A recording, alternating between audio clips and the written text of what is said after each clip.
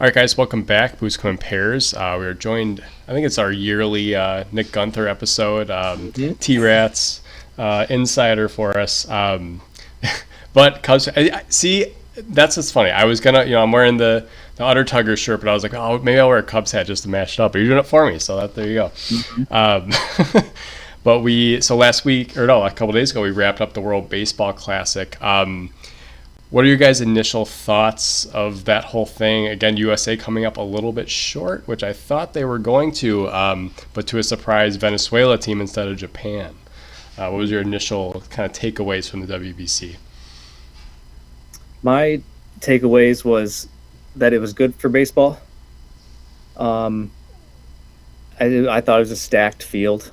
Obviously with the up and coming or the new countries that did well, like Italy and Canada, which was cool because usually they kind of get beat up on, but they actually took down some giants this time.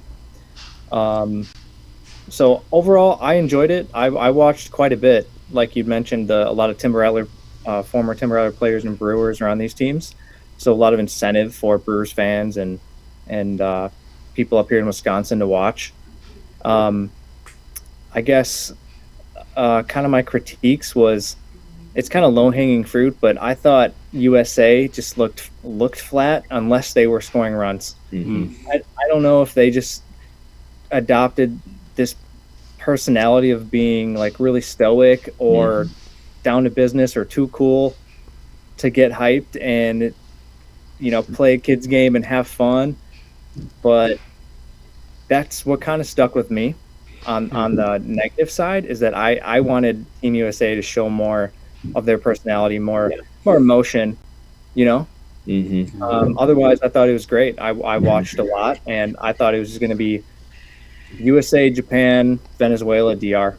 So no surprises there on as far as like the final teams.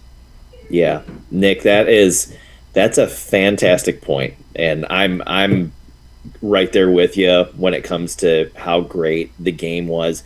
That was fantastic for the sport of baseball.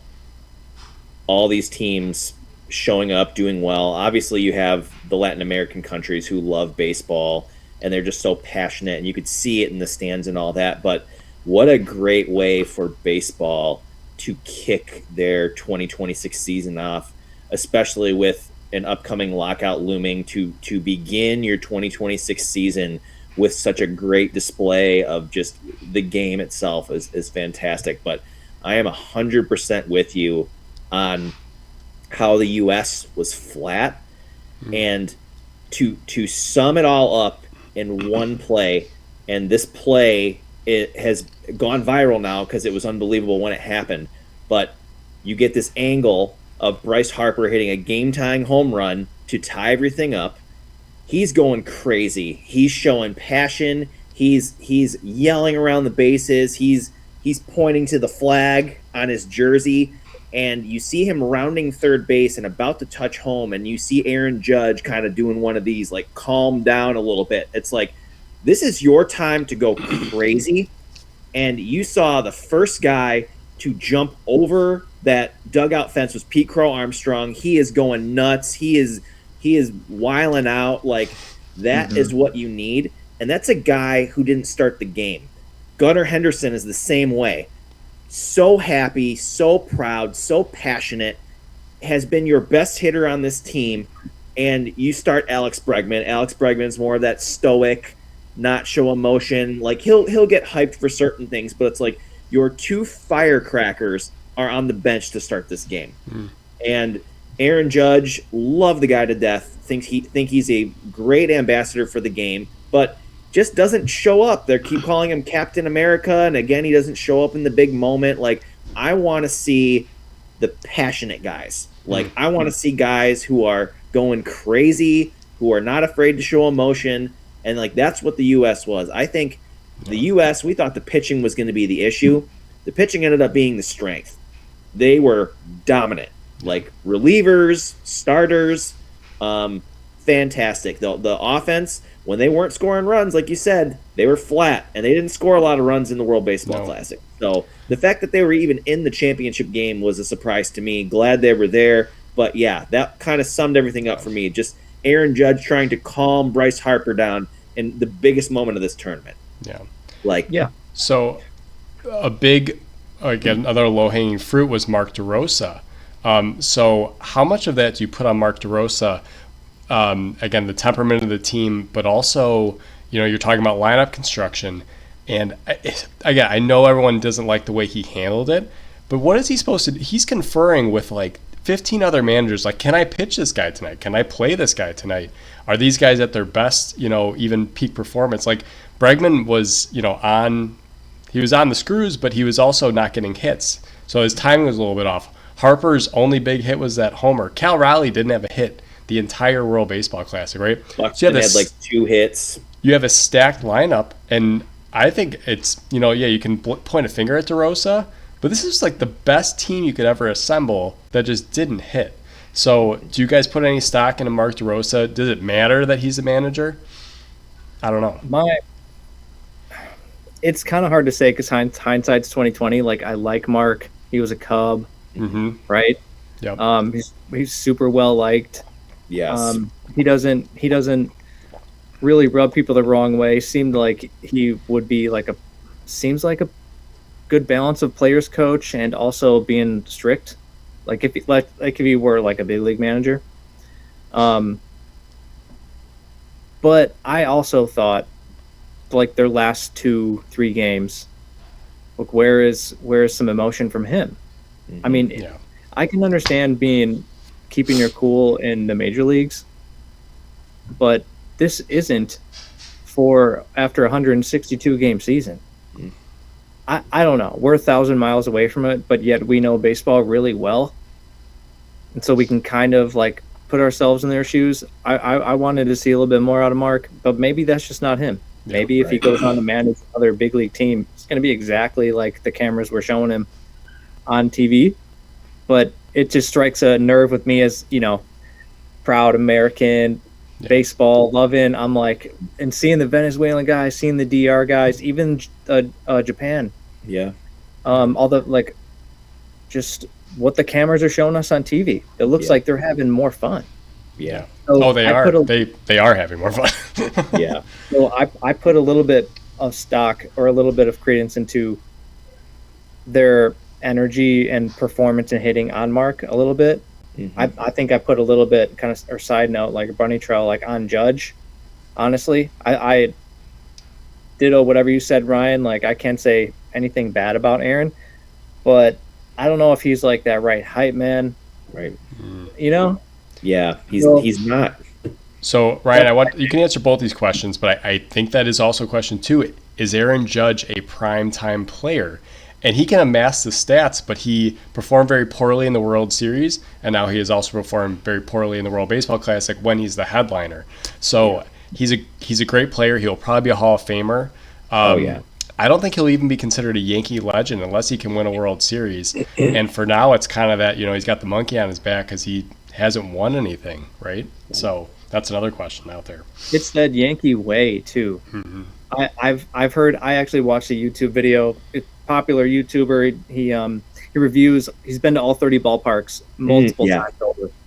I forgot his name. You guys probably know, but his thoughts on Yankee Stadium and his feedback from Yankee fans is they thought it was too corporate, and that the old Yankee Stadium, for all its flaws too, just had more history, personality, but they carried that over into the new Yankee Stadium and its design and everything still too, and aesthetic from the outside and inside.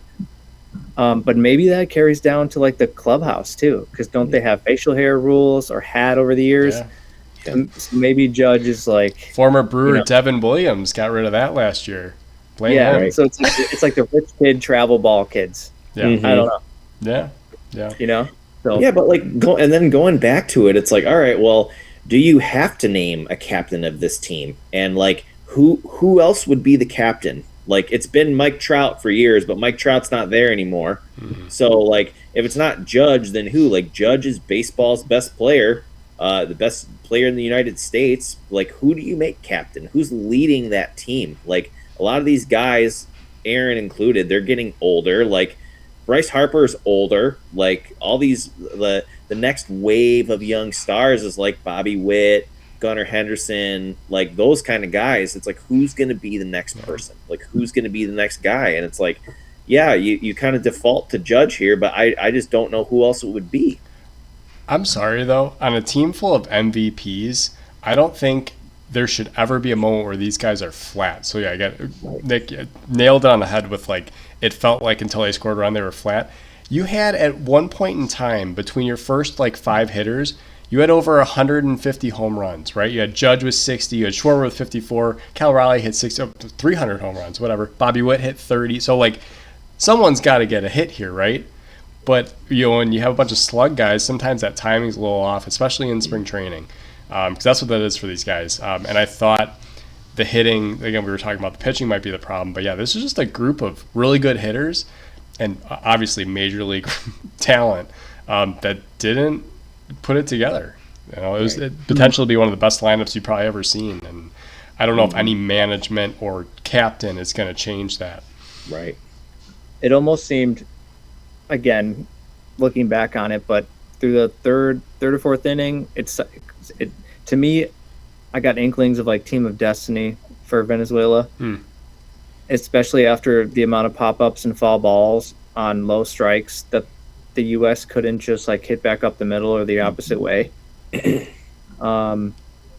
So I don't know. I think Judge. I agree with you, Ryan. Judge is like, who else do you tap on the shoulder and put the C on the chest for? And that you could do a couple other players for sure, like maybe Bregman, maybe Harper. Like those are big time superstars. But Judge is just a huge presence as well. Right. Yes. And he's probably got the most home runs in that locker room. Right. But maybe just not that personality to carry over. Right. So, yeah, I'm not sure. Yeah. It's interesting too, though, because it's like you think about Derek Jeter. You know, he is the captain. But what made him so good wasn't his, you know, outward, especially with the media. He was so coy with the media. He gave them the same answer for like 15 years. You know, like every time it'd be the same thing. But he won. He won a lot, and he won multiple. Like again, like when you're in New York, that's what you have to do. You have to win. So it's not really about that talk. Like you do need to have that poker face, especially when you're talking to that media stream. But like winning talks speaks louder. So yeah, I don't know what the recipe is, but when you're stoic and you lose, that's tough. And not a good combo. Yeah. One last thing for me on this is Judge he's a great guy from everything I can gather on TV, social media, interview. Obviously not seeing him a whole lot besides that, but he doesn't really have like any villain arc or villain side. No. You know, like Bryce can do that because he went through a villain arc. People hated his guts. I didn't like him. No, I didn't either for a long time. I was like, oh, cool. Like when he heard about him, he was 16, 17, those kids gonna, you know, be legendary. And then when he's on the Nationals for the first couple of years, I'm like, hate him.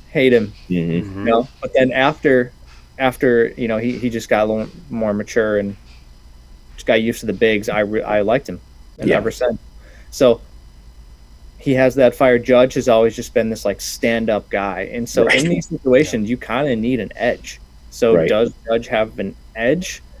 You know, like a killer instinct. Even like Rizzo. Like Rizzo was charging dugouts. You know, like he was a nice guy, but he was like the Reds. Yeah. Let's fight right now, mid-game. So I think teams need that. Maybe that's something that the Yankees have been lacking, even though they've had great rosters. It's like go get someone who's gonna like take the heat, and all the media wants to talk to after the game because they said or did something crazy, you know, instead of all these Captain Americas. Right. They need like a Kike Hernandez on their team. Yeah, you know, that would help. Who's their Miguel Rojas? Right. Also, I mean, an interesting point about Bryce Harper. He's never won either because the Nationals won after he left. So maybe this is a team just full of non-winners. I mean, Bregman, yes, but Schwarber's never won, or he won with the Cubs, but like, you know, he hasn't won with the Phillies on these stacked teams. Yep. It's like Ryan's video dropped out. What happened? I don't know. But we'll keep I have a couple other points. So another interesting storyline from this was Juan Soto said that the Dominican Republic is the best team. Do we agree with that point? On any given Sunday, Yeah. they definitely could be. I mean, they obviously lost the game on a ball, which sucks. Without the strike zone on TV, without the little box, that would look like a strike to like 50% of people probably. Mm-hmm. But we have that on our telecasts, so it really stinks. So yeah, I would agree with that. I think the USA is the best team, and these are just like super. These are the Monstars, all these teams. Yeah. So Japan could win 3 in a row versus USA, and then USA could win 3 in a row versus DR, and then it could flip flop. They're just that good. Yeah. So I believe that. Yeah. They definitely had the most. I mean, again, all these rosters, when you have that many major league players, I agree. Like they're just that stacked. But that's a tough statement to make after you just lost a game 2-1. So Right. Yeah. Yeah. Mm-hmm. And then also, this was one of the. I have two big takeaways from it, other than what we've already stated. But the one game playoff, I was very skeptical of. This round robin thing and then single elimination. It's baseball, and baseball is not single elimination.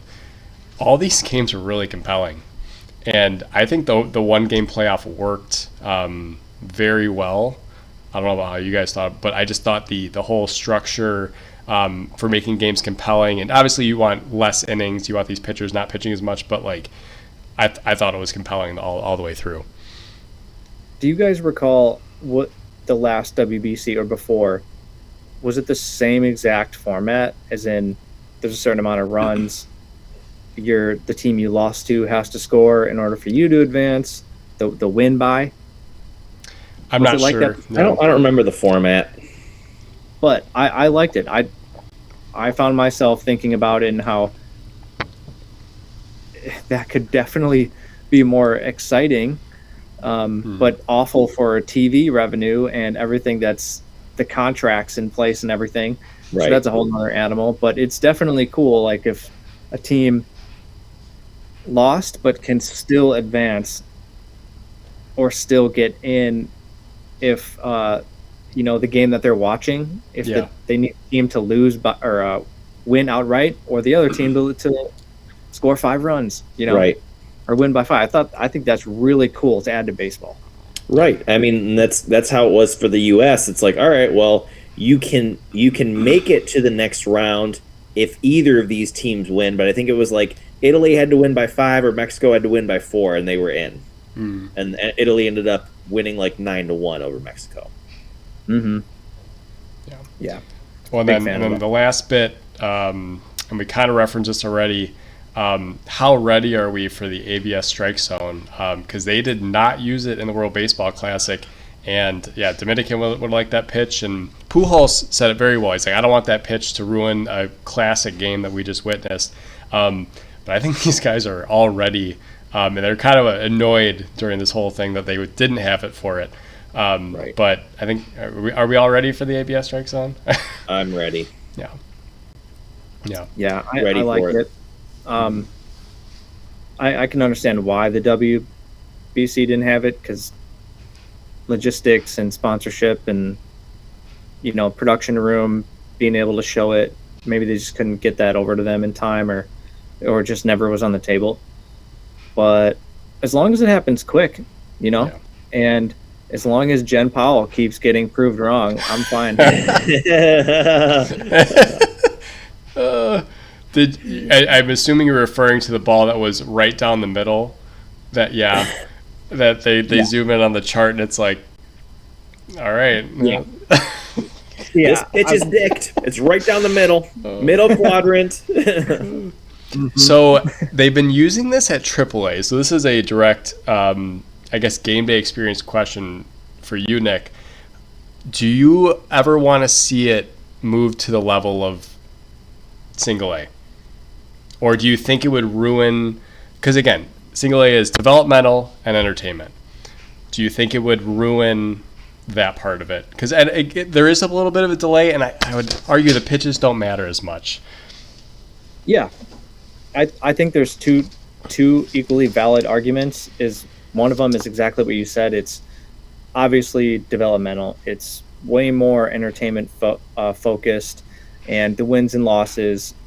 If your hometown team, whether you're in Appleton, Wisconsin here, or South Bend, or West Michigan, or Nashville, or Indy, if your team wins 50 games or wins 80, like no one's talking about that around town. Or if your team wins 90, but if your major league club wins 90, you're probably the talk of the town for the Rays or the Pirates and the Reds, So, yes, it wouldn't matter for the fans. They would think it's kind of cool to see that a couple times a game. They make it some oohs and ahs. However, being in the dugout of professional baseball for the past 15 years, especially minor league, these guys really do care about balls and strikes. Yeah. And it's because they've signed hundreds of thousands and $1 million contracts, and they're property of a major league club, So they're fighting for every point they can get on their on base, their batting average. You guys can totally understand that, any baseball fan. So if you're in the dugout, I bet, in my opinion, I think minor league coaches and players would be like, yes. Like if we could just snap our fingers and have that on the video board after I tap my head, that would be cool. Fans probably be super indifferent. Yeah. So I personally would like it to come eventually, as they perfect and make the system faster, and we can maybe get sponsorship out of it for each minor league team. Probably come down from Major League Baseball. So I think it should. I think it will. I'm in favor of it. Because if you're in that dugout, all the Latin players on these teams too, they're so fiery and they're just like screaming at the ump in Spanish. They're screaming at the pitchers. They're screaming at the batter. I wish I knew Spanish so much, because they're just as like fans can see Team Venezuela on the dugout screaming, and Dominican, like that's how they are in the minors when you're up close. So. Yeah, and like Nick, that's absolutely, and we're in this spot where we have Major League Baseball has been like this forever, for as long as we can remember, but like fighting for that first big league contract, and it's like, how quickly can I get through the minors? How quickly can I start my major league service time? How quickly can I get to free agency and get to my 10 years so I'm covered by insurance? Like it all is a big deal, and balls and strikes are a huge part of the game. And like that's the difference between you hitting 300 and hitting 260 sometimes. I mean, a lot of guys have at bats taken away from them. We were kind of talking this about the ABS Strikezone last time we were on, just like even being at the lower levels, like being in high school and just feeling like you have a good feel for the zone and getting rung up by a crappy high school umpire. It's like, well, that doesn't feel good for anybody. Like nobody likes that, but when you add money and your future on the line, like it's even more important. So we have the data, we have the technology. Yeah. Why not go full force, implement it at as many levels as you can, and hold these umps accountable? Like they've been getting away with things for way too long. It's like everyone else gets critiqued at their job, maybe not on national TV, most of us, but if you're messing up and you're doing it at an alarming rate, like you need to be held accountable for that. Yeah. Well, to that point too, especially at the lower levels, you want your hitters learning what the strike zone is, and why make them wait till the money thing is very important, because like you can't. This technology is not going to be cheap, right? So they got to implement it everywhere. You got to have the cameras right. You got to do all this stuff, but you want from the minute they enter your system, you want them having a good understanding of the strike zone and not getting rung up on a pitch that's 2 balls down or 2 balls out or whatever it is, just because the umpire's ready to go and wants the game over. So I think that's the developmental part that is almost more important than AAA. And that's where it is right now. That trickle down will be very important, and I'm sure it'll go AA and then single A. But getting these guys to understand the strike zone from an early age, 17, 18, 19 years old, and then being able to bring that with them. And also having a fair fight, right? Like, hey, this guy's – I think we're going to see hitters' batting averages as a result of being in the MLB just increase. Like Matt Olson is a guy that I've like – Ryan snagged him right in front of me last night in our fantasy draft. Literally one pick. But I was like, oh, that's a guy that's going to explode because he knows the zone. And every pitch I've seen him challenge is like half an inch outside, but he's getting these calls now, right? And he'll be one of those guys that can use his challenges probably whenever he wants. Yeah. And can you imagine too, in the brain trust of each major league team and their scouting rooms, and when they're sitting around a table and they have so much stats. There's so many cameras around our ballpark. The new cameras are going up like every year. We probably have like at least 6 or 7 like big gaudy cameras that, an IT guy comes in and just puts up at the top of our concourse. But it's like has line of sight to the field, and it's for TrackMan. It's for when they're taking BP. It's to see every distance and spin rate, all that, and they have obviously our camera feed, their own camera in center field, so they're knowing like which guys are kind of getting rung up on bad pitches. I don't know this for a fact, but I would assume there is hey, this guy bat 260, but when adjusted for a perfect strike zone, he's batting like 279 or something like that. Right. Because I've seen so many minor league games, and obviously major league umpires are better than minor league umpires. Right. Some minor league umpires are career minor leaguers, and some want to progress. They get rated by the coaches. They get judged. And so the minor league umpires, when I'm watching games, and part of my job during the games is to watch every pitch and then clip highlights, post them to X, post them to Instagram. Like that's one of my duties, like 1 out of every 3 games, to sit at my desk and do that. So I'll see every 200 pitches a night, and some nights are like, oh my gosh, like this guy's awful, like high curve ball, or like right down the middle. It's that exact thing that who's the Venezuelan catcher? Oh, Perez, Salvador. Perez. Yeah, it's the same thing the catchers do when they like catch a ball down the middle and then they're about to throw it back, and they don't because they're waiting for the ump to call a strike, and then he throws it back. You know what I'm talking about? And then he turns around, says something to the umpire, like, "Where did that miss?" Right. Happens all over the minor leagues. Right. So ubiquitous strike zone. That from low A to high A, double A, triple A, major league. That's the future. So how long will it get to me, to Appleton, Wisconsin, high A? It could be at the very earliest, probably 2028. Not this season, obviously. Probably not next. These things take multiple years, obviously, to trickle down to us. Triple A can be implemented pretty right away. Probably more important. Yeah. But to your point, though, I think that comes from the top, though, because these organizations are going to want that, and that won't come on maybe your dime. That'll come on their dime. Like, hey, we're going to implement this, so we're going to install the cameras because they're already there, and this is what we're going to do.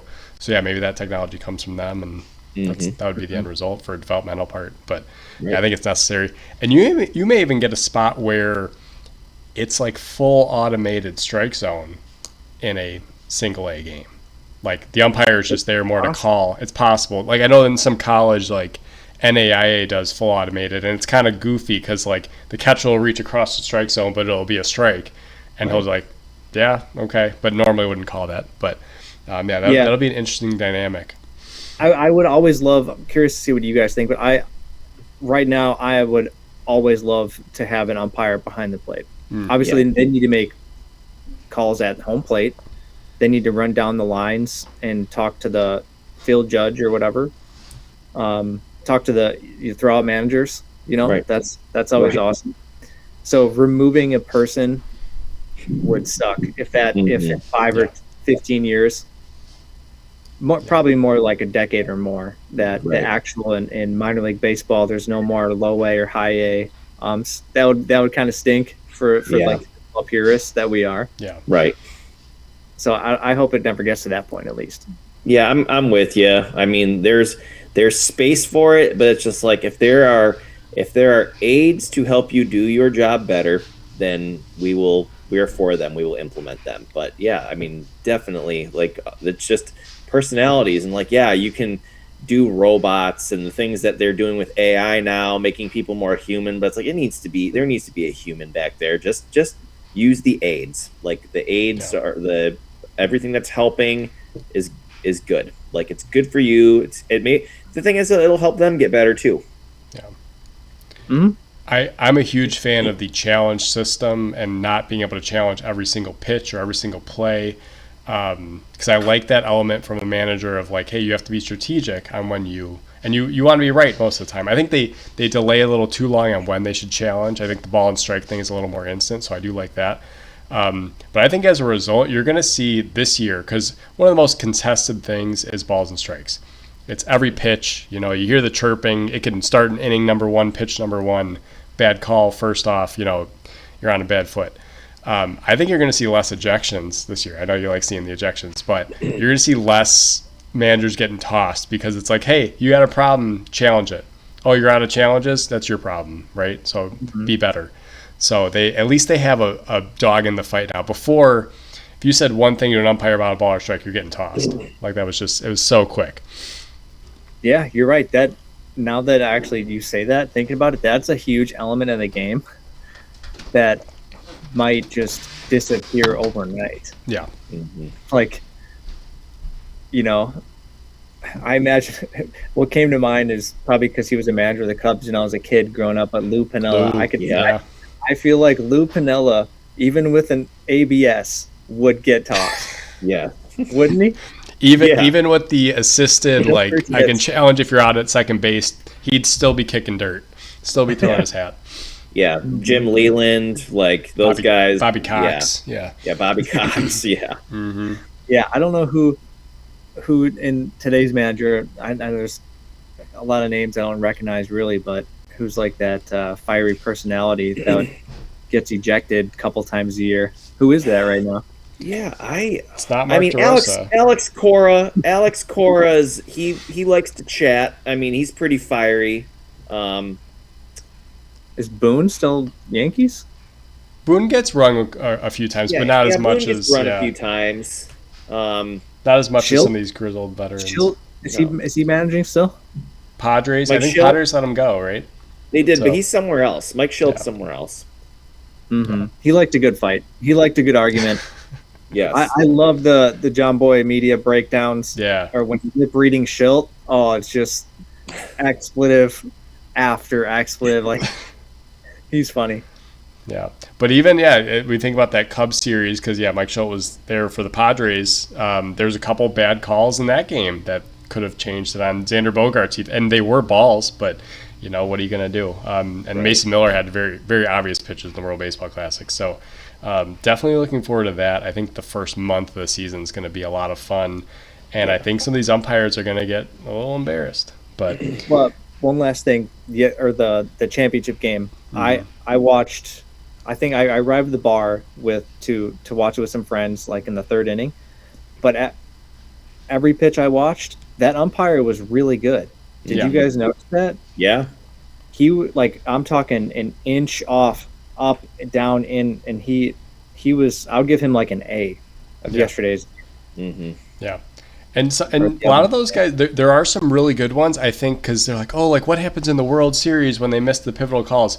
Most of those umpires have been weeded out by then, and it's a process of like the grading scale, like really who gets the World Series games, and that's why Angel Hernandez, it's not a racial thing, it's because you're not a good umpire. That's why you never did a World Series, because you weren't good enough. So yeah. Yeah. All right, well, we are... I know Nick's got a couple of weeks before his opening day, but we're 7 days away from Major League opening day. Who's a guy, and Nick might have a younger guy because like I said he's got the inside scoop on it. But who's your guy to watch for this upcoming season? Who do you think is going to break out? For what organization? For ours? You probably for you it's probably a Brewer. I would imagine you got your eyes on. And there's even I have a brewer that think he's just had a good spring training. But yeah, I guess for you, is there a brewer that sticks out to you? A brewer that's on the club now. Forgive me. I'll just have to look at a lineup right now. On the team, I mean, Bryce is going to have a great season. Jackson's going to have a great season, I think, as long as they're healthy. I mean, Bryce could be like a 180 hit guy. Jackson hopefully gets to that 25 plus home run category. Yeah. What about? I really hope Garrett Mitchell's healthy. I really want to see a healthy Garrett Mitchell. Yeah. I'm not a Brewers fan, but I like the guy. He's immensely talented, and he just has not been able to catch a break when it comes to staying healthy. Like, I would love to see a full season. I think Garrett Mitchell could be a 30-30 guy if he's healthy for a whole year. Like, he's that good. I completely agree. I take that back. He's probably my number one to watch. I think he's coming in completely healthy. Yeah. Right now, playing in spring training, and then obviously Mizorowski. I want to see how his arm holds up. Can he get to 180 innings or so? That would be really cool. And see if Andrew Vaughn can do it again. But as far as young guys, it's Mitchell for me as well. Any interest in Tyler Black? He's had a really good spring training. Yes. I'd probably start in AAA. He is a grinder. He loves to. If he could, he'd probably steal every time he gets on the bag if he wanted to. Football player wise, he's like your fullback or like free safety or something. Just a tough kid. He did really good with us in high A. Didn't even play a full season. Just got promoted for stealing 20 bags, hitting 300, making, web gems out there in the middle infield wherever he was playing. And then he wasn't on Team Canada as well. He ascended pretty quick too. Like, he was not in the minors for very long before he got brought all the way up, and then he's kind of bounced back and forth between like AAA and the big club. But he's a really talented. He's a good first baseman. I mean, he's a solid player. Yeah, I'm curious to see if Tyler Black, if they'll try to teach him to play a single position like first base, or he'll. I mean, middle infield's. He's not going to play any second. He played a lot of second in minors, but I think his future might be just first base, utility, or DH. Depends how good he can hit. I mean, if he can hit, you'll find you're going to get in the lineup. Who knows? Maybe left. So he's an interesting one. He's not your prototypical any position, right now. Yeah, but I like him a lot. Yeah. Okay. And your guys, and Jesus Made got a good run spring training. I think he's down to minor league spring training by now. And then Luis Pena got some at bats too. So they got a lot going through the pipeline. We got to see both them at the end of last year too, so that was good. Yeah. Ryan, anyone on your mind just to probably not a Brewer? Yeah, I mean, we can talk about Brewer prospects too, because I mean, I'm like, they're so well developed, a lot of great physical presence, lots of tools, and it goes beyond the 5 that are in the top 100. Like the guys who are in their top 30, like you can keep going down the list. But I mean, I think overall, like young guys, I am really, really excited to see a full season of Roman Anthony with the Red Sox. Yeah.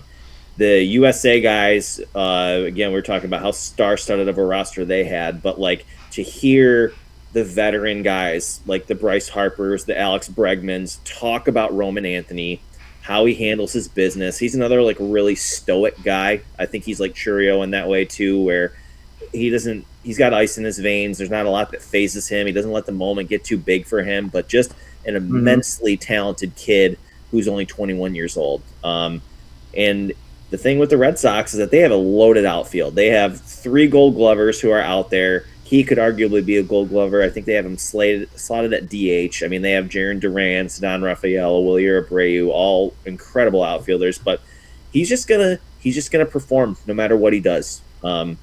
So I'm excited to see him get a first full season. Hopefully he's healthy.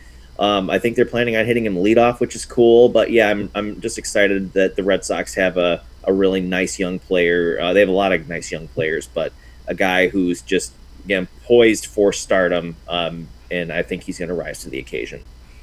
What do you think his ceiling is? I haven't really looked into his stats. Was last year his rookie year as well? And he played, I think he played like 75 games, so not a full season, but did exceptionally well for a short period of time.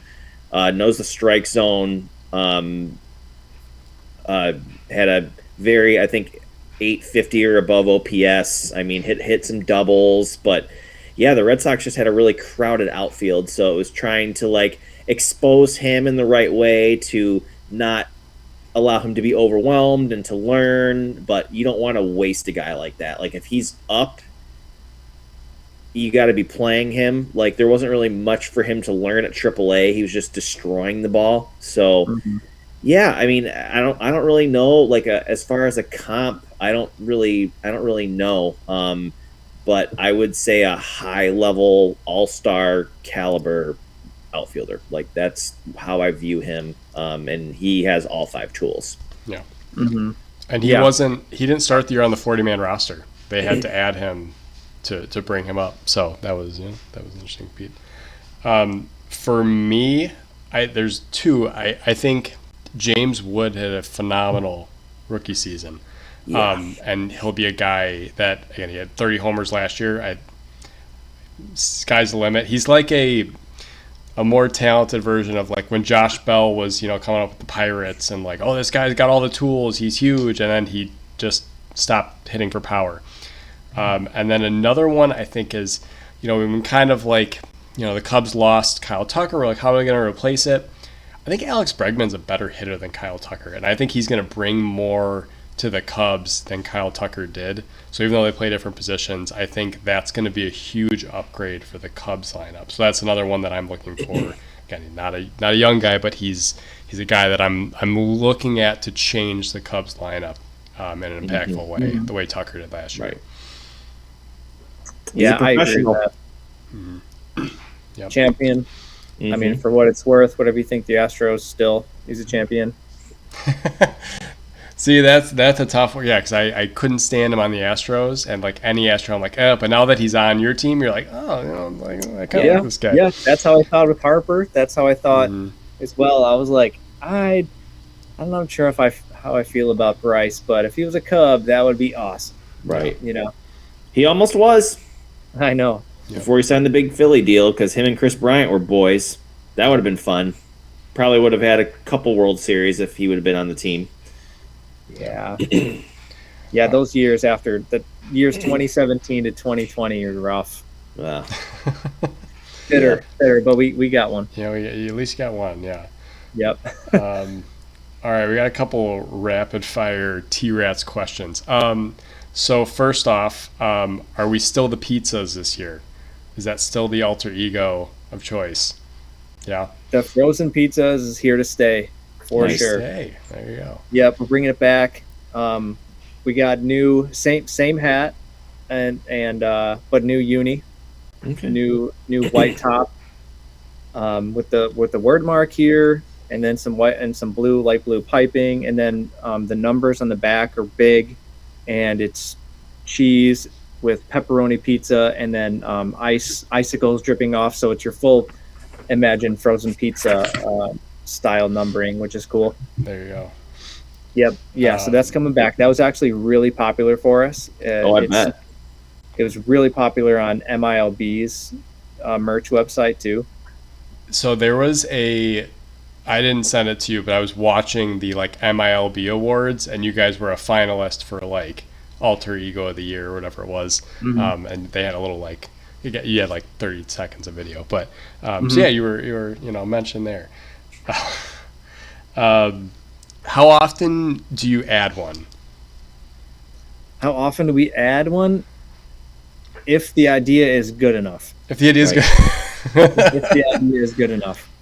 I mean, there's a lot to play off here in the Midwest, especially Wisconsin.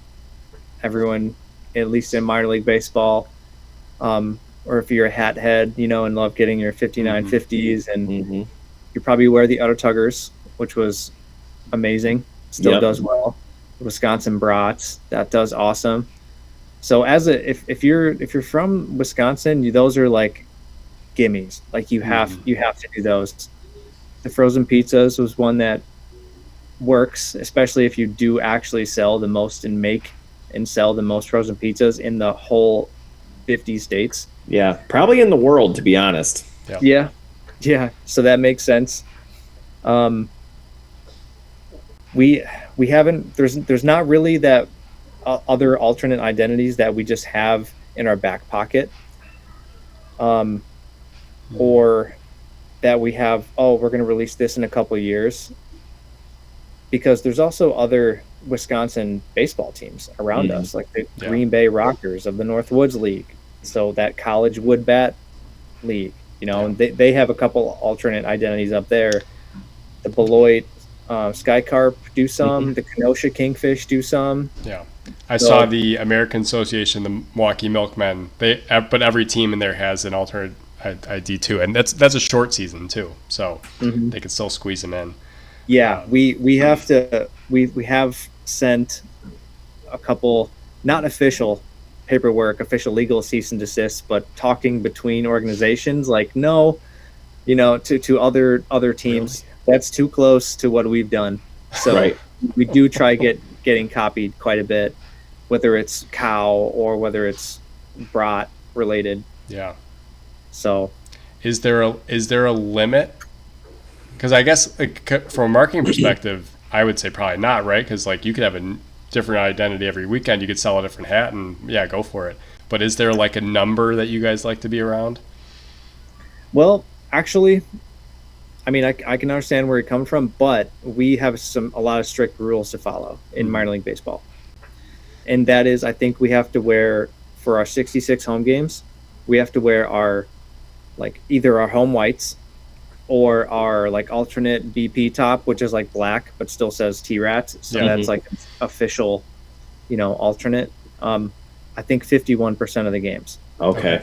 The other percentage, 49, can be a mix of your brats, your Auto Tuggers, your faux back. So we have a 1940s inspired alternate identity too.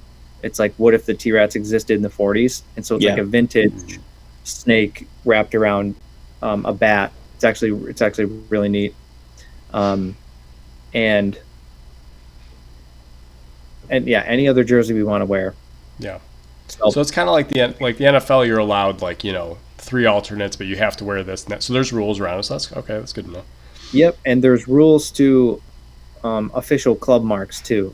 Obviously this W is official club mark, and it's called our authentic collection. And it's the W, the primary, the R, the snake face, open mouth, closed mouth. That's the open mouth.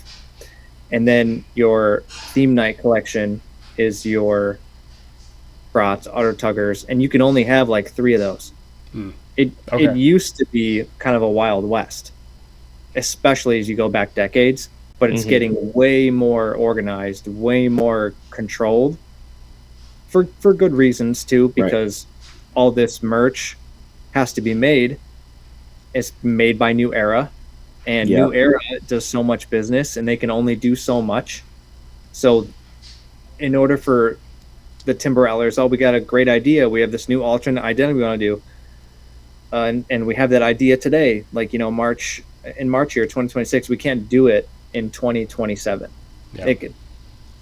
These ideas are conceptualized, and then they happen 2 years down the road, 3 years down the road, because you need to get on New Era schedule, and it needs to go through trademark, all that legal. The artwork needs to be made, which can take a couple months. Right. So it's actually a pretty drawn out process now. When it used to be, like you said, Brandon, hey, what do you want to do next year? Right. We just contact Rawlings, we OT Sports, and we submit something to New Era, get on their schedule. But it's exponentially grown because as you guys are saying, all these minor league teams the past 6-7 years have 4 or 5 alternate identities like us now. Right. So we're kind of trendsetters in that way, but it also has made things a little bit more regimented. Mm-hmm. So it's drawn out now. Not often you see things trickle up, but we see it with the City Connect uniforms now. Every MLB team, or most MLB teams, have them. I think John Shannon a couple years ago was the Rays don't. I think the Rays do now, because they don't connect to the city, so they didn't have one. But I think every MLB team has one now. But their rules are, because they're same way you're saying, like Nike, Majestic, all these companies need to get on the schedule. They can only switch their City Connect uniform every 4 or 5 years. So like the Cubs baby blues they were in last year, that's your jersey for the next 4+ years. So there is a schedule to it. It's not just every year we're getting a new one. Or like the Phillies had that really god awful dark blue and light blue one. Yeah, they're stuck with that. They're stuck with that for a while. It looked like a slow pitch, like a comp team slow pitch softball jersey. Yeah, but definitely trickling up. Crazy about that one.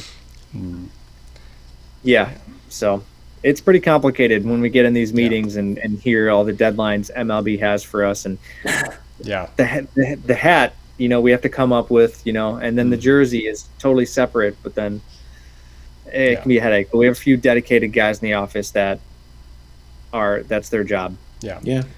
And I did see a drop. I feel comfortable talking about this because if it's on your social media, I'm okay saying this. I saw a drop within the last 24 hours. I think that you guys have a new Brewers themed Sunday jersey that looks pretty similar to what they're going to wear. You have the blue and yellow hat with your guys' logo on it, but that looks like a new jersey for this season. Yeah. We just dropped that today. For the past several years, actually, it's probably going back over a decade. Our Sunday home games we call Brewer Sunday, and we just change out our uniforms to be completely Brewers inspired. Whether we're throwing it back to the 80s, like the Robin Yount baby blues, or we're trying to throw back to the 90s or their current uniforms, which is what we're doing now. Pinstripes, same colors as the Brewers, changing our W logo. I think this might be the first pinstripe uni we've had in over a decade, which is going to be pretty cool. So I'm really that's sweet on game days. Yeah. Do you think the players appreciate that too? Like, hey, we have a big league club look, and kind of get you in the mindset, even though you're far away. Like, you're on the way. Like, this is where you're headed. I think so, because not every minor league team of the 120 something does this. We're probably in like a small handful, several teams that mimic their big league club in some way with like a serious uniform. And the Brewers do a good job of developing their guys, and they're a small market, so they have to like kind of like David versus Goliath like mindset. And so I think they like it. I know the Brewers like it. I don't feel like we're copying them. Like, we've been doing this for so long anyway, and we have a good relationship. So, like, it gets you feeling closer to the big leagues, feeling closer to intimate to the Brewers mindset. At least for me, if I'm a minor leaguer, I'm adopting the identity of whatever team I'm on, whatever jersey I'm wearing, but then also my big league club. A lot of guys do. Yeah, even if they get traded, they'll still be like the Brewers. Right. So it's cool. It's cool to be in the same state as well. I mean, that's really sweet, and not that the guys get a lot of like off days during the season where the major league team's playing as well. But I mean, it's cool that they're able to just be in the same, like, less than 2 hours away and be in the same state, and yeah, I mean, it's cool that that's the case for them. It's not really the case for most systems to have any minor league team super close to them, but it's cool that they have that. Yeah, super lucky. It's really rare. Maybe out east in the Baltimore area, that just the east over there's a lot of major league and minor league clubs like stacked up on each other, and a lot of them aren't affiliates of each other, but so this is pretty rare, and it's cool. I when you were talking just there, it reminded me of when the players get here and on their off days they golf and they go boating, and they find somebody, or they have connections through coaches or previous host families. They go out in Lake Winnebago over here, and they tube or they go fishing. Yeah, they do the whole Midwest link in their spare time, because a lot of them, especially the Latin guys, of course, but even the U.S. kids, they're from the South, they're from the East, they're from the West. This is their first time in the Midwest, right? The first extended stay, hearing people with Canadian-sounding accents. Their first time seeing snow, or playing in under 60 degrees. Yeah. So coming up here and then having your big league club up here is like a cool mix. Yeah. Well, and if they get up there soon, they can go cross country skiing because there's 7 feet of snow. Right. You're gonna have to take up snowboarding or something, because there's gonna be snow on the ground, but hopefully not on the field in a couple weeks. Yeah. Yeah. What's new to the ballpark experience for people coming in? So we got to experience it last year. Food is really good. Anything? Yeah. So Nick has I wouldn't say the all you can eat pass, but he's got his employee meals that he's one guy and he's usually working the game, so he can't eat. So we just got to walk around and eat whatever we wanted. Indulge, overindulge. But everything was really good. Anything new for you guys this year? As far as fan experience, we haven't made too many capital improvements to the stadium. We kind of finished those up in 2023, obviously with that big slide that's in left field, which is really cool. And we put some outdoor suites there too. It's actually really fun seats. You feel kind of on top of the right fielder, and you actually feel pretty close, and it's a power rally, so most of the home runs go to left field in those suites, which is cool. For many years it was just a wall, obviously, but now fans can hang out there. So not much to the entertainment, adding a couple of video boards, more like ribbon boards below the suite level, so behind home plate, to show outs, who's up next, count. So that's kind of issue for a lot of teams too, is they have just this legacy one scoreboard out in right field or left field. So minor things, but it's actually a big deal for us.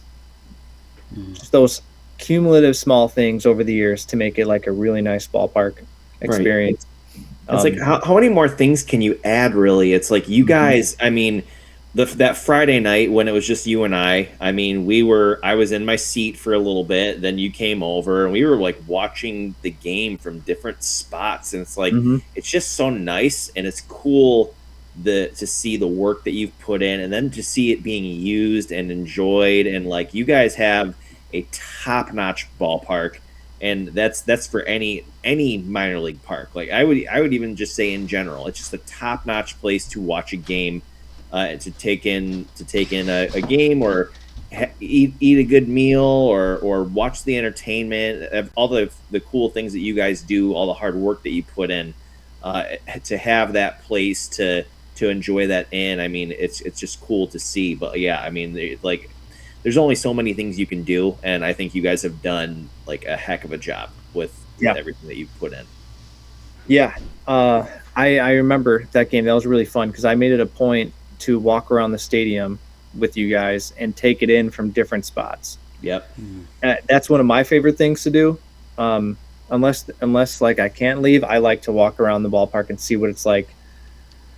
Every ballpark I go to, imagining if you had a different ticket, and what's it like over here? What's the feel? What's the vibe?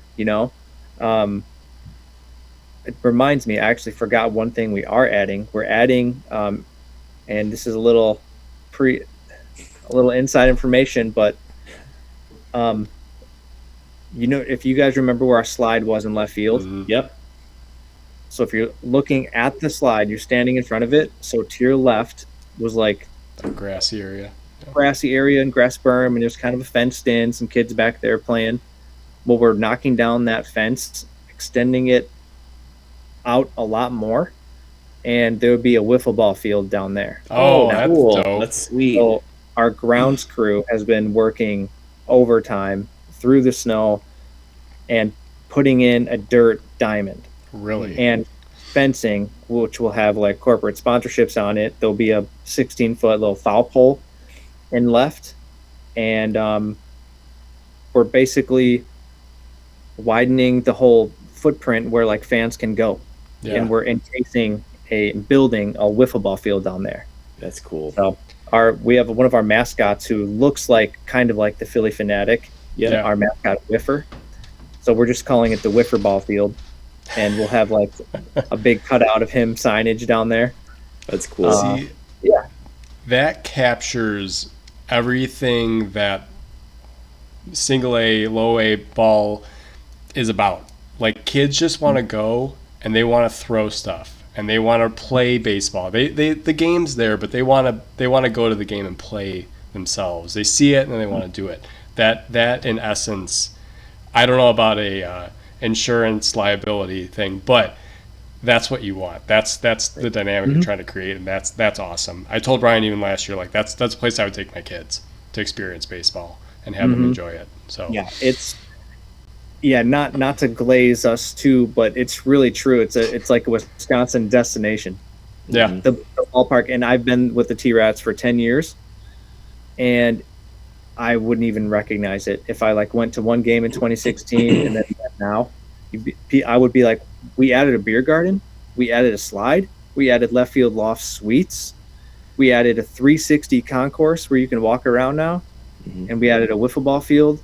We added more bars with specialty drinks from sponsored by like Wisconsin comedians and podcasts and Charlie Barron's. So we have a Charlie Barron's bar now.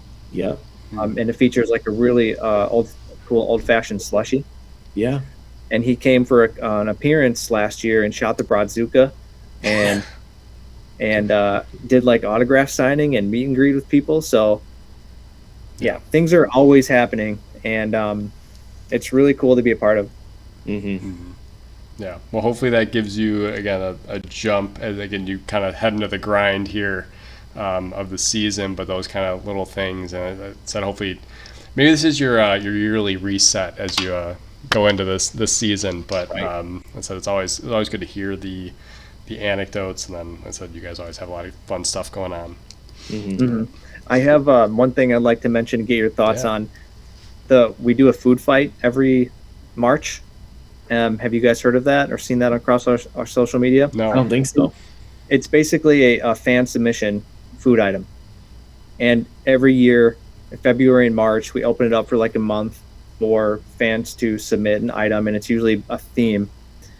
Some years it's like a sandwich, some years it's a hot dog, some years it's a brat, some years it's like breakfast food, and we get 70 to 100 submissions, and the winner, and it's a fan vote too, like we pick our top 5, so I'm wondering what you think of the winner, and I'll describe it to you now. So it's called NAF's Nacho Poutine. Ooh. And it's Badger Brat coins.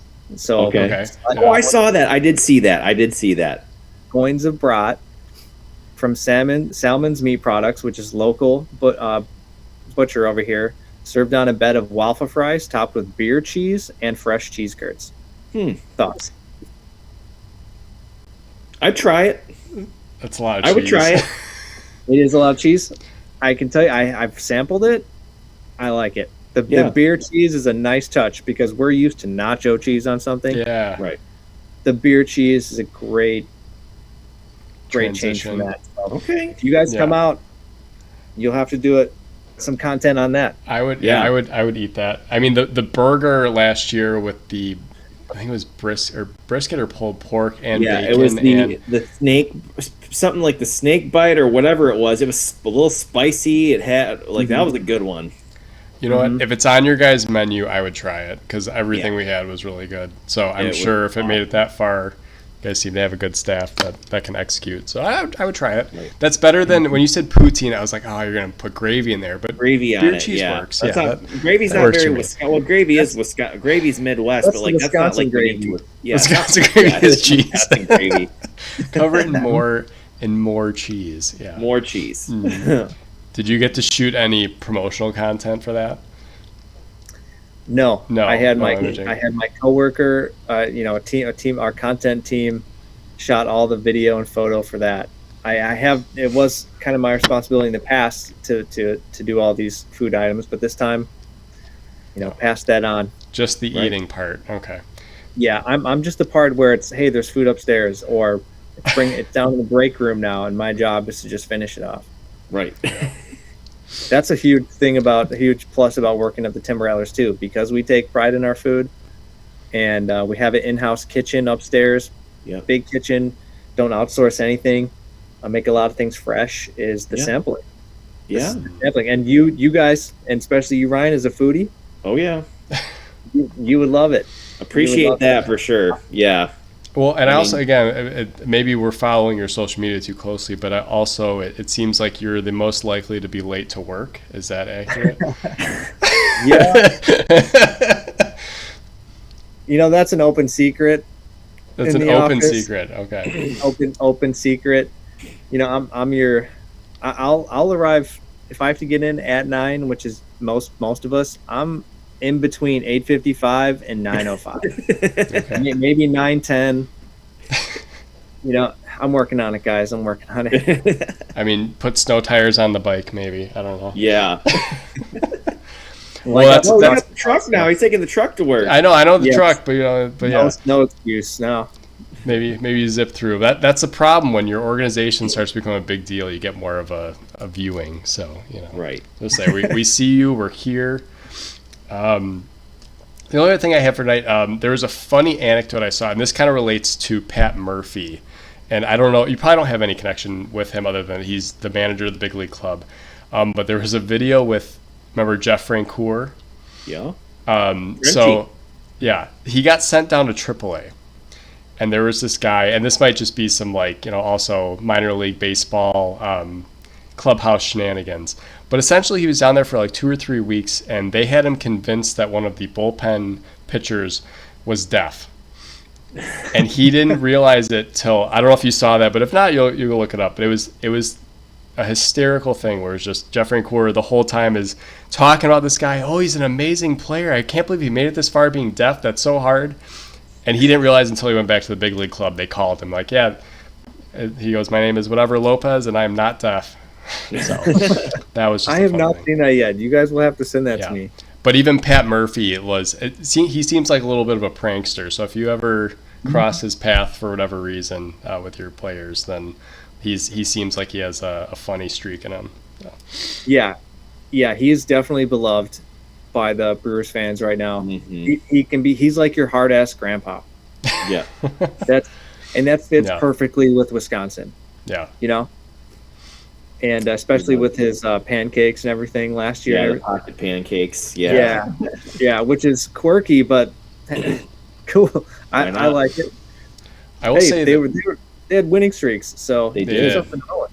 They won a lot. The Brewers promo team was on it too. They had when we went for the playoff game. I mean, they had the pancakes in the stadium as food.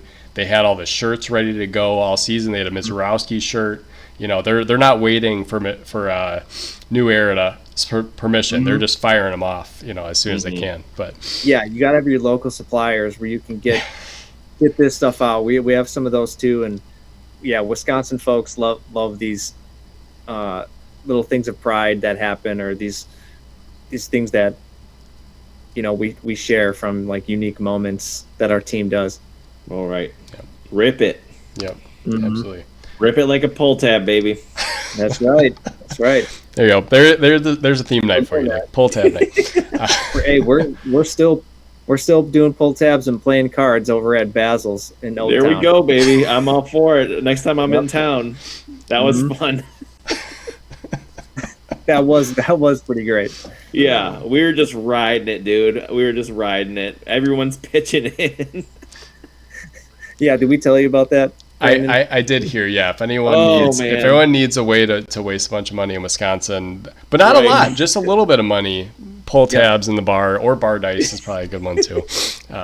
Well, speaking of pull tabs, not for the Timber Rattlers, but make sure to look out in the near future for a North Woods League team that is, good. There's going to be a connection there. The Wisconsin pull tabbers. There you go. Close to home here in Wisconsin. There you go. Not the T-Rats, but T-Rats. no team. Can't spoil their news. Well, always fun to talk to Nick. We wish him well for the 2026 season, but just good to talk baseball, WBC, and all the good stuff in Appleton, Wisconsin.